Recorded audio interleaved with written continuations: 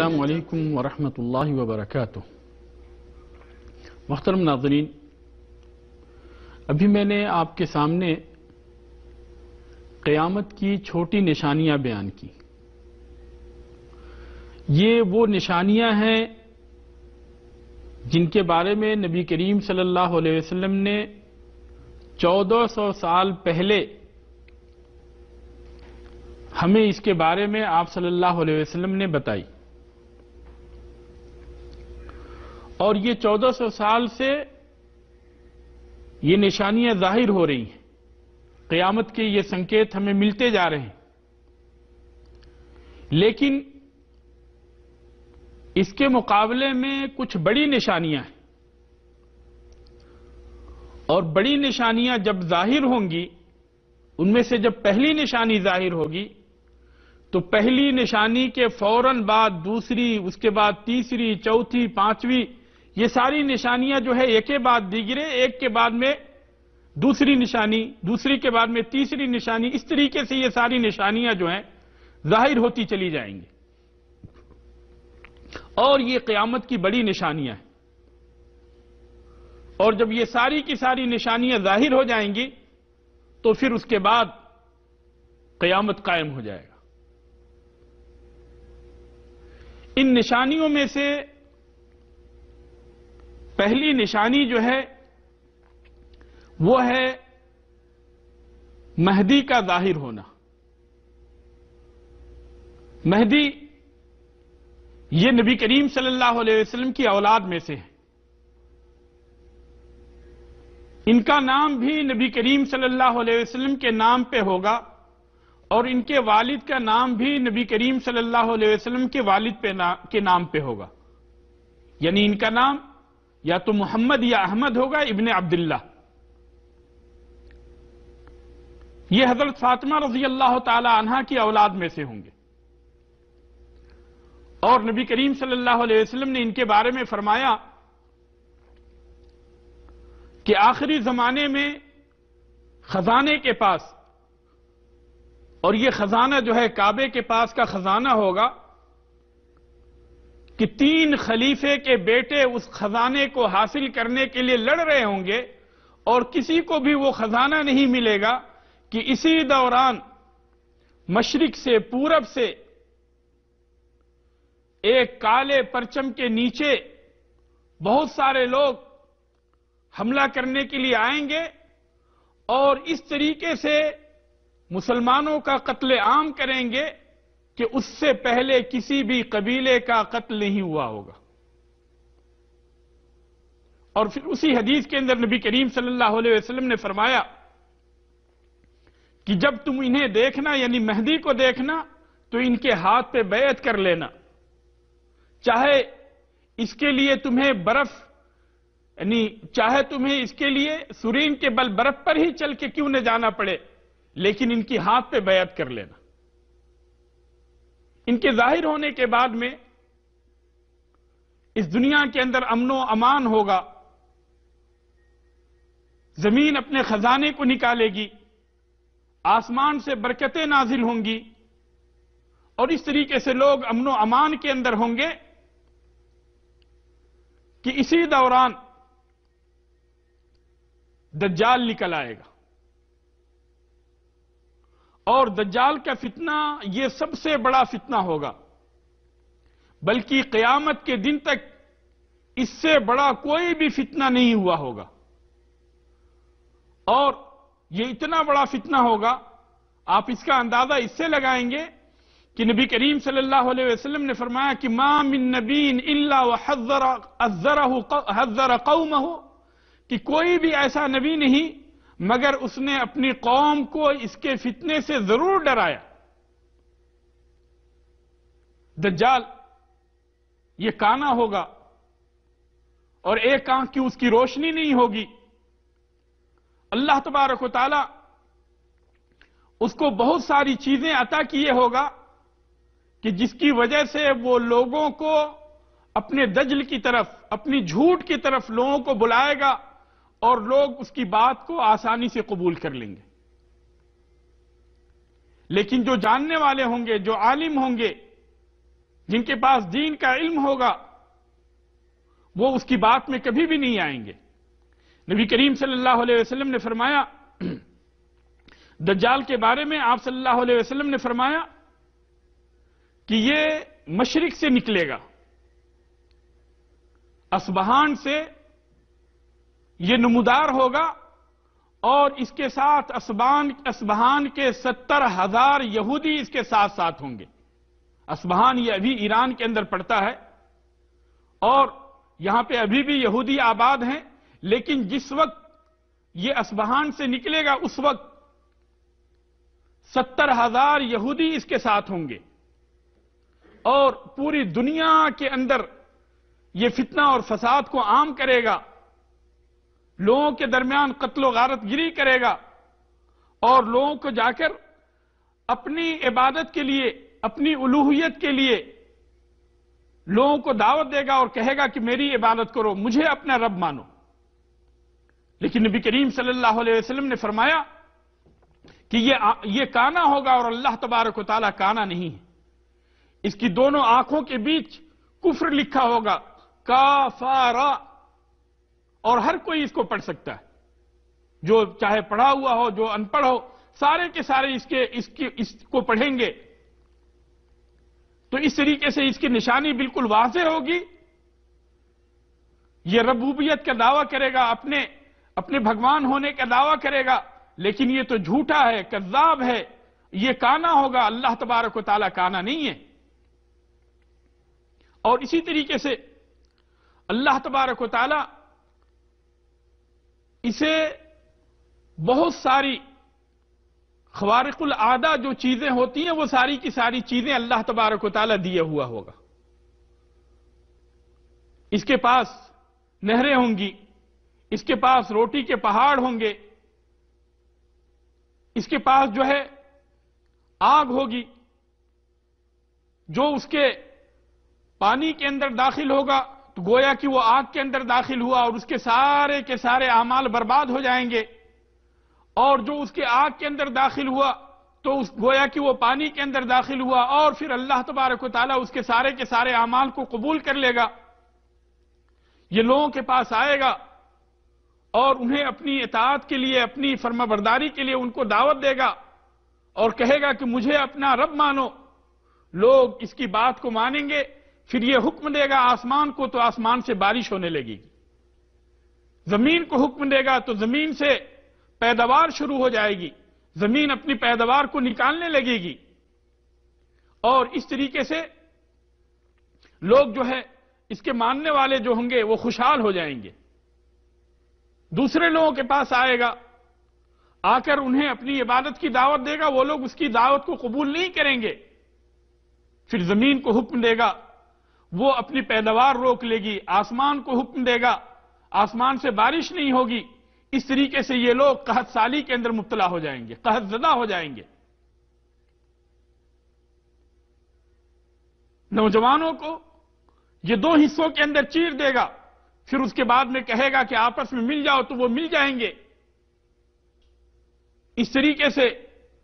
اس کے ساتھ ایسی نشانیاں ہوں گی کہ لوگ اس کے مکر و فریب کے اندر، اس کے دجل کے اندر، اس کے جھوٹ کے اندر لوگ آ جائیں گے اور لوگ اس کے اوپر ایمان لانا شروع کر دیں گے،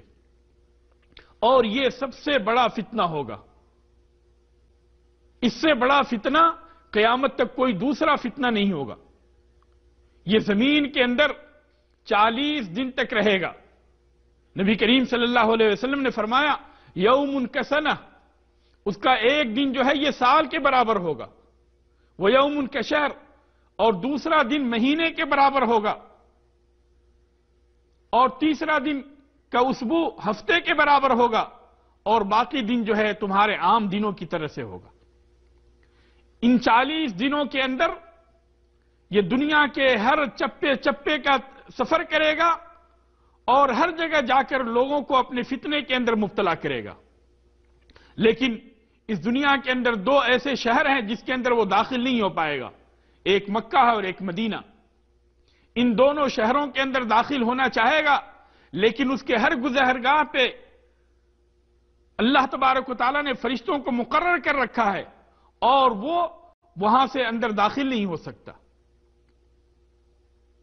لوگوں کو اپنے فتنے کے اندر اس طریقے سے مبتلا کرے گا کہ لوگوں کے پاس آئے گا اور کہے گا کہ تم میرے اوپر ایمان لاؤ، اور انہیں نشانی دکھائے گا، کہے گا کہ میں جو ہے مردوں کو زندہ بھی کرتا ہوں. چنانچہ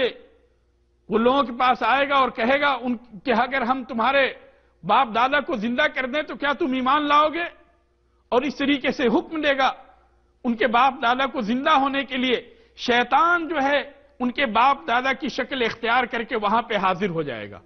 اور کہے گا، شیطان جو ہے کہے گا لوگ یہ سمجھیں گے کہ یہ ان کے باپ دادا ہیں، لیکن شیطان جو ہے ان کے باپ دادا کی صورت میں آئے گا اور کہے گا کہ بیٹے اس کی پیروی کرو، اس کی بات کو مانو، اس لیے کہ یہ حق پر ہے. اور اس طریقے سے لوگ جو ہے فتنے کے اندر مبتلا ہو جائیں گے. تو یہ قیامت تک کے لیے سب سے بڑا فتنہ ہوگا. اس سے بڑا فتنہ اور کوئی نہیں ہو سکتا. اور اسی لیے سارے انبیاء علیہ الصلوۃ والسلام نے دجال کے اس فتنے سے ڈرایا. دجال کے اس فتنے سے بچنے کا جو طریقہ ہے وہ یہ ہے کہ نبی کریم صلی اللہ علیہ وسلم نے فرمایا کہ سورہ کہف کی 10 آیتیں اس کے اوپر پڑھو،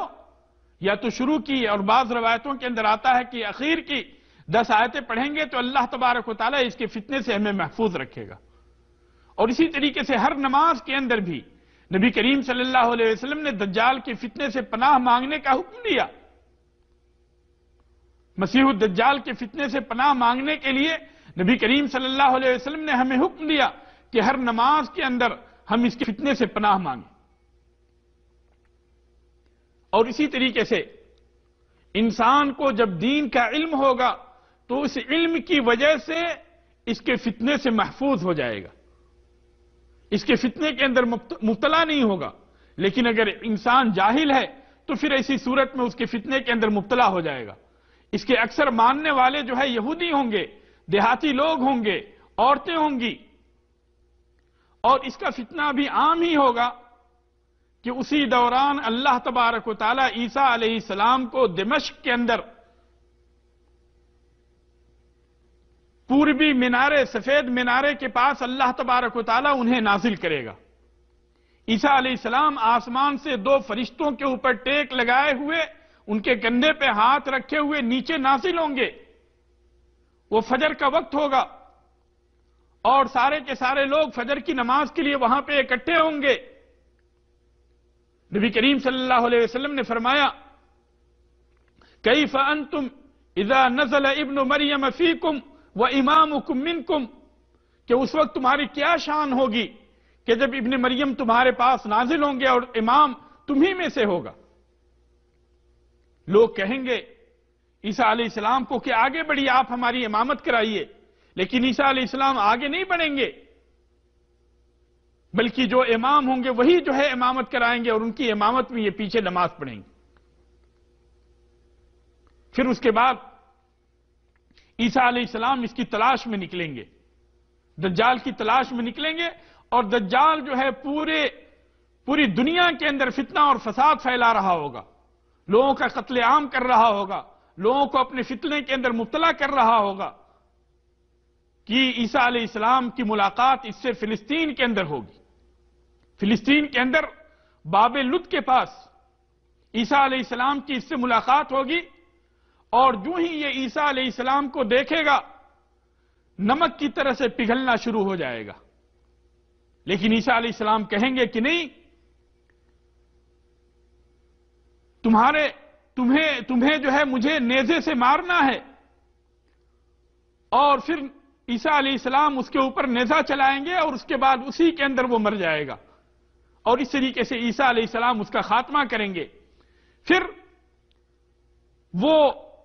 کافر جو کہ اس کے ساتھ لڑائی کر رہے ہوں گے ان کا قتل عام ہوگا، یہاں تک کہ یہودی جو ہے وہ ادخیر کے پیچھے جا کر پناہ تلاش کریں گے، اور جو ہے عیسیٰ علیہ السلام کے ساتھ جو فوج ہوگی، مسلمانوں کی فوج جو ہوگی، وہ ان کا قتل عام کرے گی، کیونکہ انہوں نے مسلمانوں کا قتل عام کیا تھا. اور کوئی بھی ان کو بچانے والا نہیں ہوگا سوائے ادخیر کے، اس لیے کہ وہ جو ہے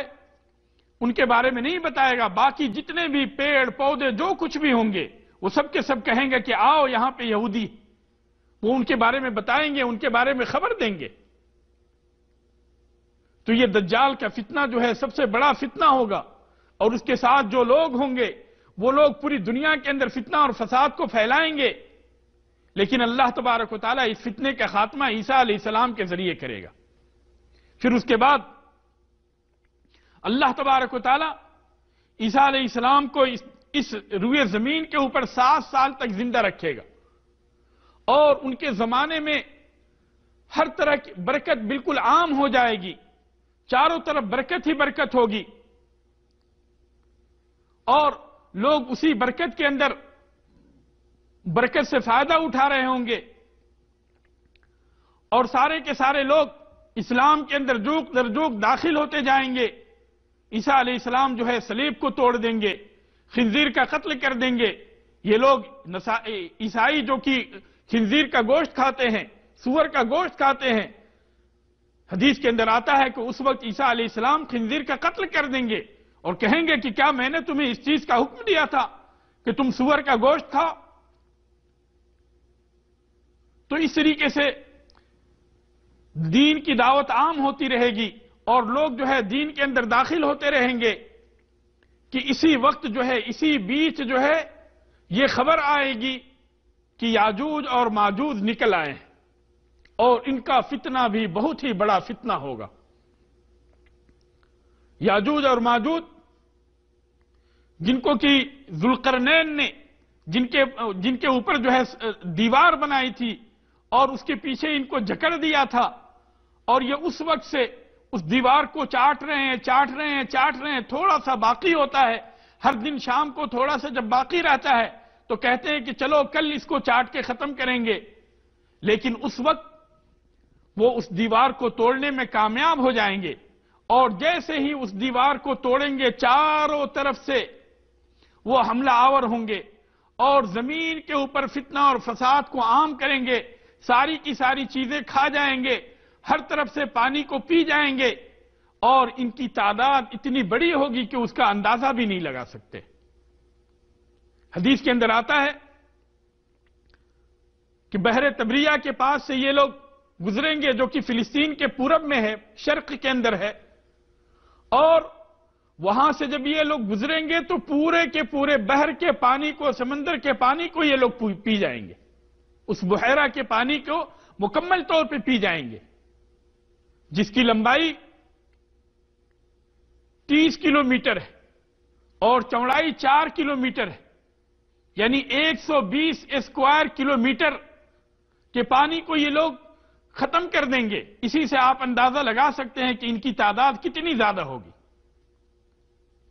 اور حدیث کے اندر آتا ہے کہ یہ لوگ جو ہے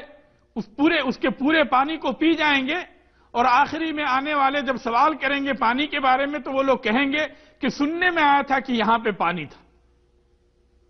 تو اس طریقے سے ان کا فتنہ جو ہے بہت ہی زیادہ عام ہوگا, اور پھر وہ لوگ اپنے فتنے کو پھیلاتے ہوئے, لوگوں کا قتل عام کرتے ہوئے وہ فلسطین تک پہنچیں گے, اور وہاں پہ بھی آ کر اپنے فتنہ اور فساد کو پھیلائیں گے. اسی بیچ عیسیٰ علیہ السلام کو اللہ تبارک و تعالیٰ حکم دے گا. اس سے جو ہے ان کے فتنے کا ہم اندازہ لگا سکتے ہیں کہ اللہ تبارک و تعالیٰ عیسیٰ علیہ السلام کو حکم دے گا کہ آپ کے ساتھ جو مسلمان ہیں ان کو لے کر آپ جبل طور پہ چڑھ جائیں, اس لیے کہ کوئی بھی ان کا مقابلہ نہیں کر سکتا.